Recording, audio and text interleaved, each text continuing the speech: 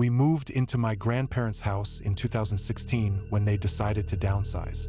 I was 9. They had built it in the early 90s, nestled on 5 acres at the edge of a quiet southern town. Surrounding the property were thick woods and open fields, with a slow, muddy river marking the southern fence line.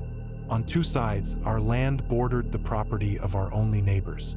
Their lot was oddly shaped, and the house looked like it was sinking into the earth. Originally a farmhouse built in the 1920s, it had been awkwardly expanded over the years, as if extra rooms were stapled on without any plan. The siding always looked damp, even on sunny days. The yard was an overgrown mess. Tangled vines, broken fountains, headless gnomes, and trash that had clearly sat untouched for years. 2 elderly sisters, Violet and Agnes, lived there with 3 grandchildren. Violet was quiet and always sat on the porch in a faded green rocker. Agnes was more active but moved as if every joint ached. The children, Liam, Allison, and Kelsey, were their grandkids. Liam was in my grade, the girls about my younger sister's age. I didn't like Liam. He was strange. Even though I never invited him, he'd just show up. Once, I saw him doing cannonballs in our pool without permission. Another time, he walked into our kitchen and started eating pizza straight from the fridge. He was obsessed with anime and often quoted lines in Japanese, angry when I didn't respond. He had a dark look sometimes, like he was imagining something violent. Once, he chased me with garden shears, laughing like it was a game. Another time, on an old wooden bridge near our property, I'm certain he tried to push me in. He claimed it was a joke, but the smile on his face told me otherwise. The twins were different, quiet, withdrawn, their clothes always dirty. They had speech issues like toddlers, though they were around 7. They flinched often and always seemed hungry. Their father was in and out of jail. Their mother, Teresa, stood out. She was tall, heavyset, with thick black curls and 80s-style glasses. Unlike the rest of the family, she was always clean and well-dressed. I first met her when she asked for help with a hose spigot. She praised me for turning it so easily, calling me strong. Then she asked, "Did you know you have a third eye?" She smiled wide and said, "We all do. Not a physical eye, but a spiritual one that sees the truth." She invited me inside. The smell hit me instantly, rotting food, mold, something worse. Trash and dirty diapers were everywhere. But her room upstairs was pristine. Pink wallpaper, rosewater scent, porcelain dolls on every shelf. She lit a black candle, held a crystal, and opened a leather book with a pentagram on the cover.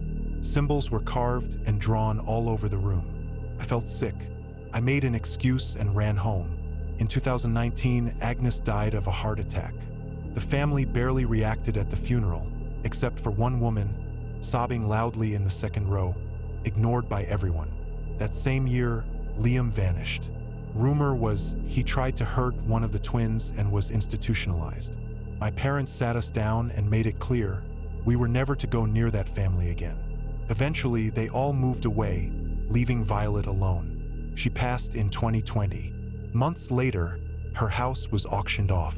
One of my old teachers, Mrs. S., bought and renovated it, except the original 1920s section, Teresa's old room. During a visit, we went upstairs. The room was fresh, clean, but I felt that same energy. Even with new carpet, I knew the pentagram was still beneath. I felt sick. I made an excuse and left. A year later, Mrs. S. asked me to dog sit. For 4 nights, nothing happened. On the last, their pug started barking at the staircase. The other dog whimpered. Then, a thump from upstairs. Then louder. I ran. In 2025, a classmate told me she saw Teresa at a farmer's market. She'd started a spiritual group in the woods, calling herself a truth seer. Flyers started appearing. I don't trust her. I think she brought something into that house, something evil, and I don't think it ever left.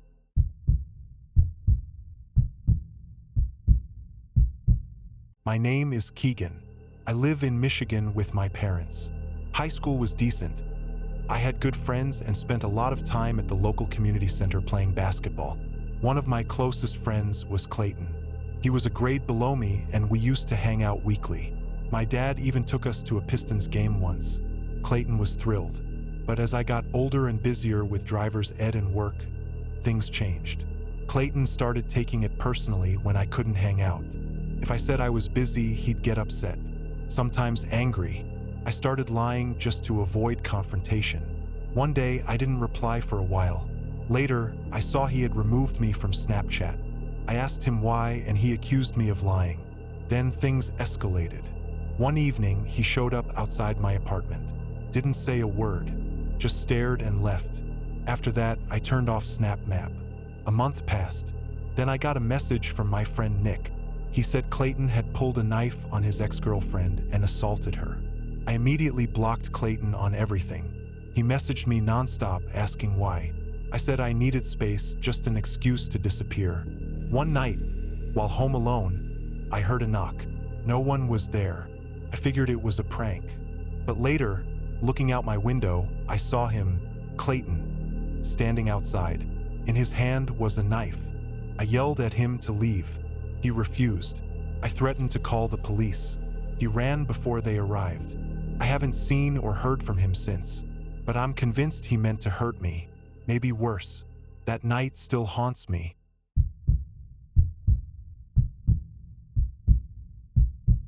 This happened in late 2022. I matched with a girl named Emily on a dating app. We both loved horror, and when Smile came out, we decided to see it together. We picked a Thursday 10:15 p.m. showing at a quiet, older theater. When we arrived, the place was empty. The guy at concessions said we were the only ones who bought tickets. We took seats in the center. The place was freezing, so I gave Emily my hoodie. We chatted while waiting for previews. Then, right before the movie started, someone entered. No hesitation, no seat checking. He walked straight up and sat directly behind us. Out of 100 empty seats. Emily noticed, too. I tried to laugh it off, but I felt it, he was staring. I glanced back. He wasn't watching the screen. He was watching us. Minutes passed, still staring. He looked late 40s, pale, wearing a dark hoodie. Emotionless. He never blinked. Then I felt him, his breath soft and deliberate. I turned. He was leaning over my seat. I said, "Dude, can you not?"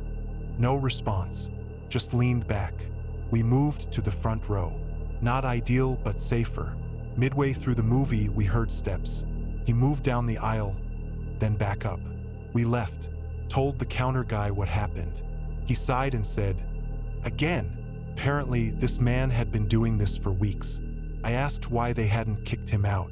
He said unless he broke a rule, they couldn't do much. A janitor walked us to the car. The man didn't follow, but I kept wondering, did he get our license plate? Did he follow us from afar? Emily and I spoke a few times after that, but we never saw each other again. That night ruined what could have been a great connection. I never went back to that theater. I still wonder how many people he stared at in the dark. If that story gave you chills, wait till you see what Nura brings next. Subscribe now.